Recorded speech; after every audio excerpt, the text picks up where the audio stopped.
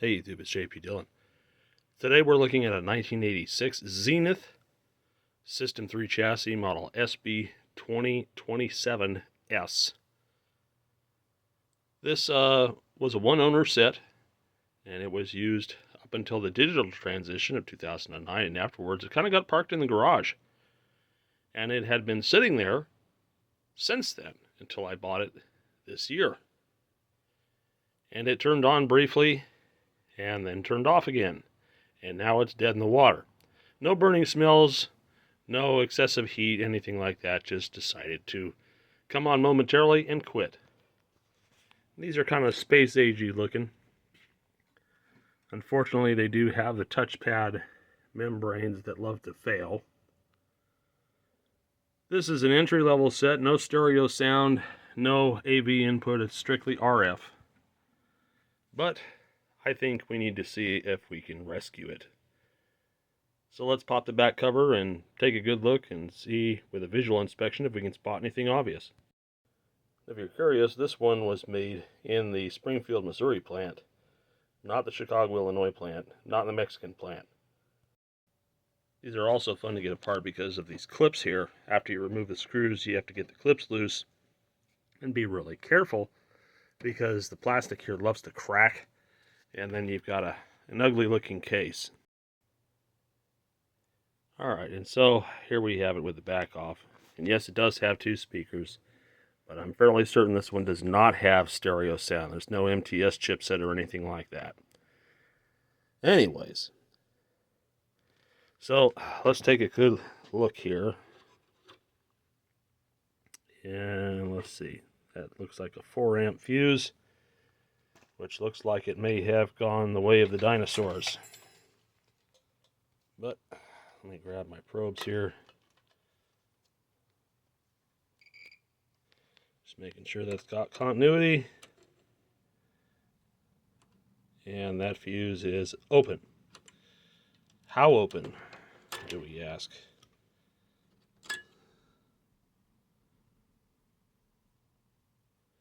Definitely looks like it got a little toasty. Vaporized element in there, so there's a hard short somewhere. I'm not really happy with these sweep boards. These are kind of awful. Now, one thing we can do is we can pull the board up and check for the obvious shorted capacitors and stuff like that. The fact that it's been sitting so long, there's probably a good chance that things need to reform.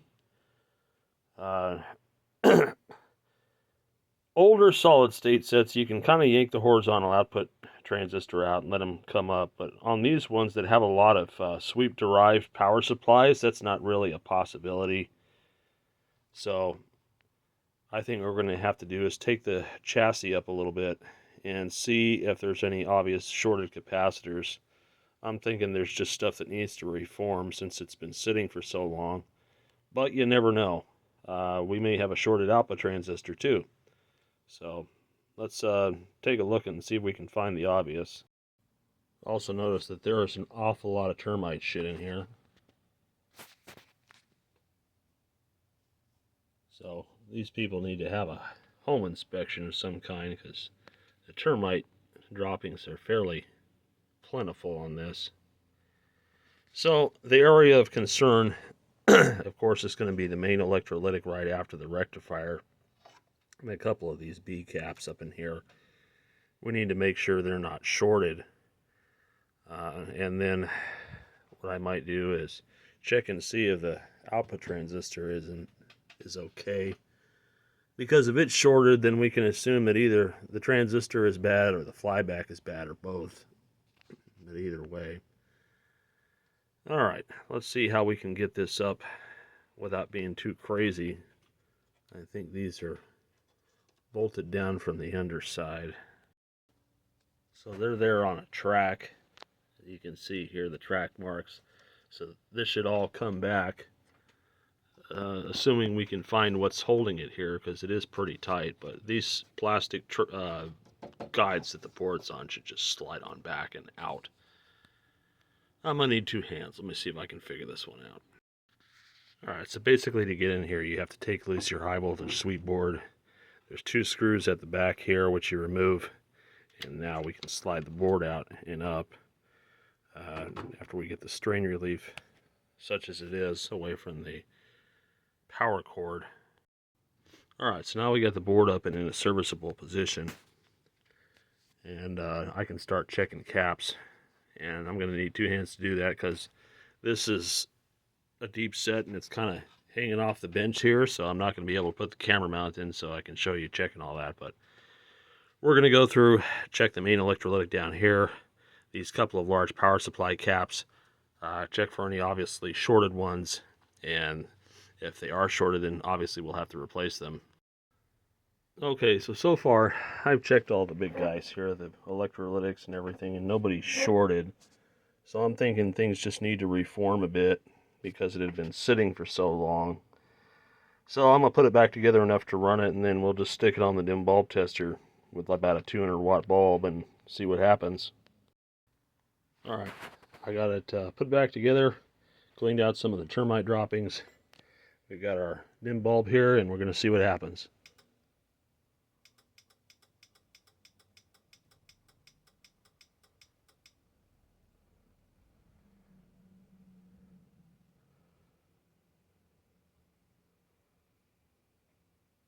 Starting to reform.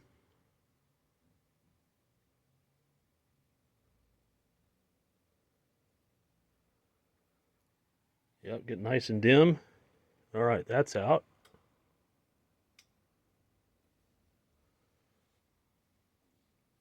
No sweep though.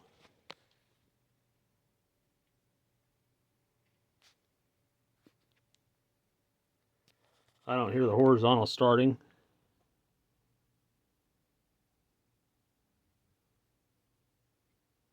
No filaments lighting, no signs of life.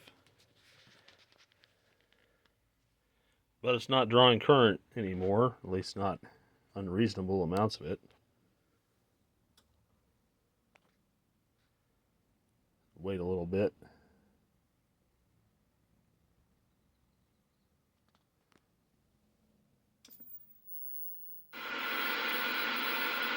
That's a good sign.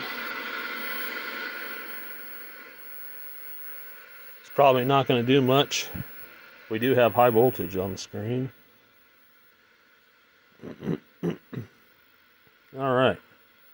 You can see, because it's running at reduced voltage, it's got a very narrow raster. Picture tube's coming around.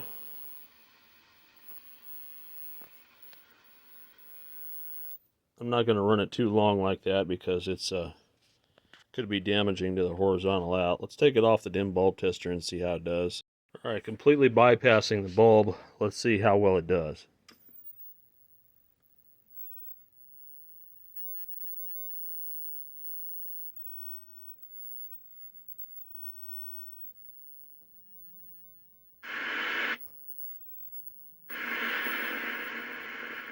Alright, well, it's alive for the moment.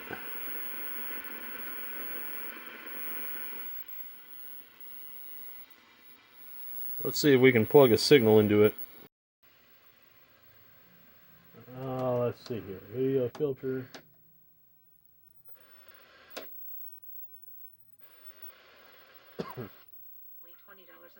There we go. There's something.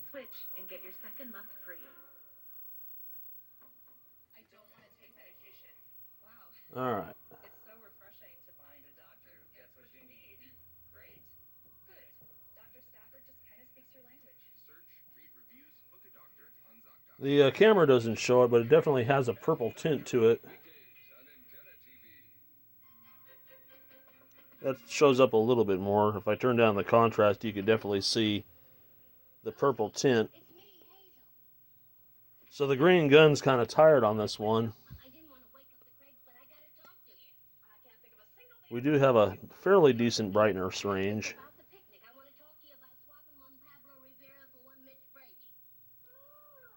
So I think what we need to do now is see if I have an adapter for this picture tube and give the CRT a good life test and see if it needs a little bit of Beltron love. Okay, so I found a BR26, which I think note the term think. Sometimes I don't do that so well. We're going to see if this one lights it up. See what our guns look like. I have a feeling the green's going to be a little tired. Yep.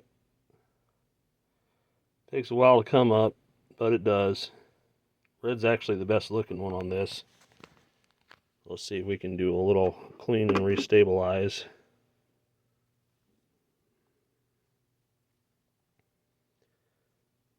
Flicker, flicker. Alright. That's looking a little better. Let's go down to 5 volts here and see how we perform at 5 volts.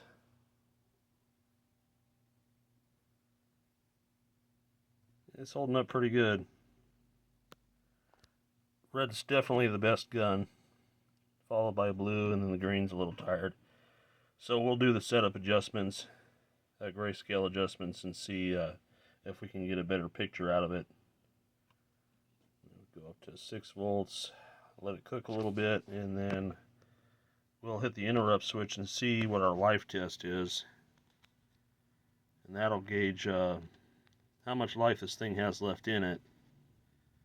Anything more than 10 seconds is pretty good. So we'll hit the switch.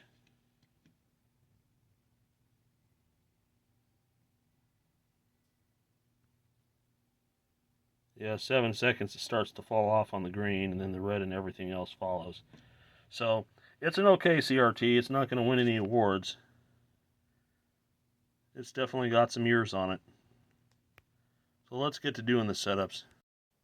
Now, one thing about these System 3 chassis that really grinds my gears is that you don't have screen adjustments on this. The screen voltage is fixed at the flyback, and everybody gets the same screen voltage. And you're adjusting the cathodes here. So it's kind of like adjusting the drive, but not quite. It's not really the same effect. And what it means is if you've got a really weak gun, like an older system, you could adjust the drives and the screens around a weak gun, and you could still get a pretty decent picture, even though it's obvious that color would have a little bit of fringe and be a little tired. With these ones, if you've got a really weak gun, the picture's always going to be tinted, and you can tweak it a little bit, but most of the time it just doesn't come out perfect. So I'm going to have to hope that, based on the readings we got from the Beltron, that this CRT is still good enough for a decent grayscale setup. We'll find out. Okay, so right now, it's hard to tell, but you can definitely see some tint. There's also some convergence errors here, but I'm not worried about that right at this moment. What I need to do is grab some tools. Now I'm using an insulated tool with all 3 guns turned down. Blue is the strongest, actually, with red not far behind, and then green. So I have my black level turned up. Let's get it to the halfway point. And my contrast all the way down here. And then what we're going to do is turn our screen down a little bit.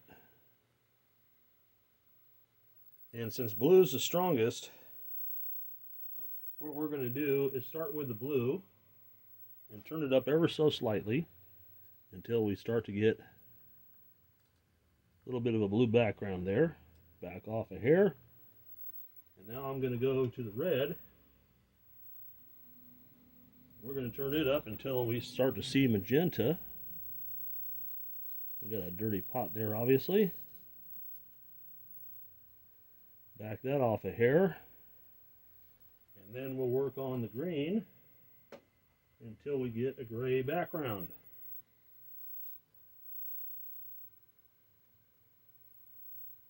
Okie dokie. So that looks okay. I'm going to bring my contrast up to about midpoint and check my black levels. So that looks okay.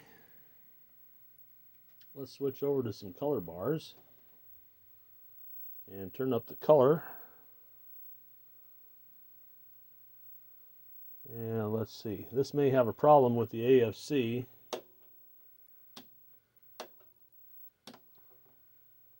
Yeah, AFC's touchy on this one.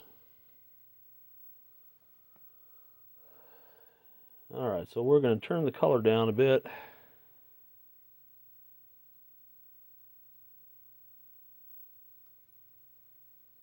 I may have to readjust my black levels, because every time I switch the pattern on the generator, the black level changes. We'll work on that in a moment. Right now I'm just making sure the tint looks good.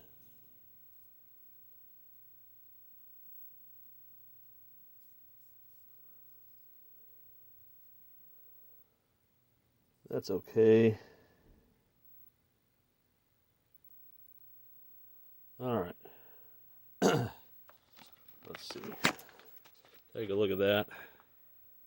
Green's a little weak, but that's to be expected. We may also have a purity issue because this is facing a different magnetic pole. So let's put a regular TV signal into it and finish up the black levels and stuff. Alright, this thing looks pretty good actually. I didn't have to do too much more tweaking to it. At midpoint, the black level's about right.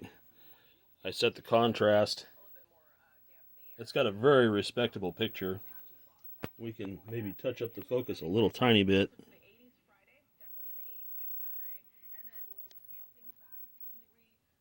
It's looking nice. So this thing we got lucky on because it woke up from its slumber. And the CRT was a little tired, but not enough to where it's going to produce a poor picture. The grayscale is still very good.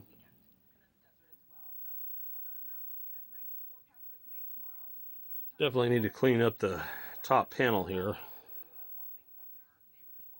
Now, as far as the convergence, that's primarily an error up here. I find that if I tilt the set in another direction, it does clean up a little bit, and I'll show you. And if I turn the set north-south, the convergence, as you can see, clears up a lot compared to what we first saw it as. I need to demagnetize the screen again, but definitely is picky about where it's placed. And it looks like we got a little bit of a leveling problem, so let me take care of that real quick. Then we can button this one up. Alright, let me grab my degaussing wand here.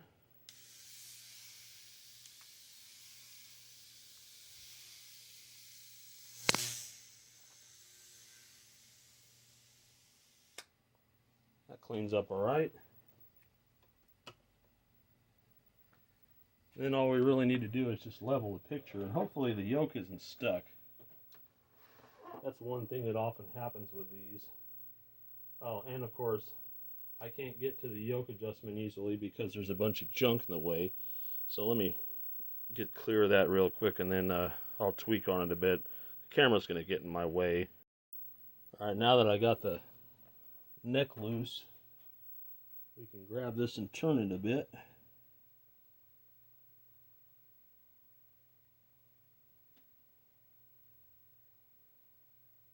That's about right. And then, because I moved the damn thing, we got the convergence errors again.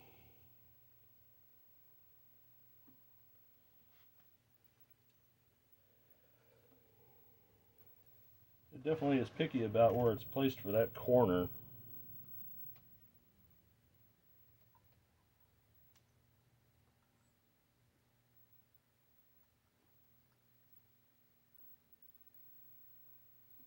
Yeah, it just is what it is, I guess. Just that one upper corner. The end lines are either built well or they're not built well, because they never seem to be absolutely perfect. But every time I move this thing, it gets ticked off, so we'll degauss it again.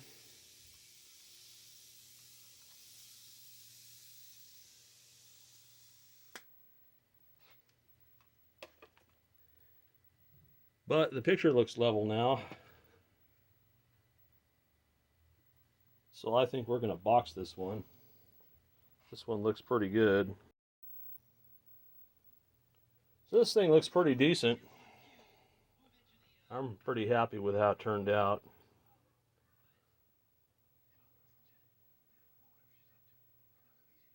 Nice looking skin tones. Decent looking color reproduction. Nice bright picture. So another one saved from the dump. It's bright enough that it's causing the camera to blank. And my controls are still kind of set at midpoint. Grayscale looks decent. Let's see if the famous color sentry works. A little bit of a dirty switch. Appears to.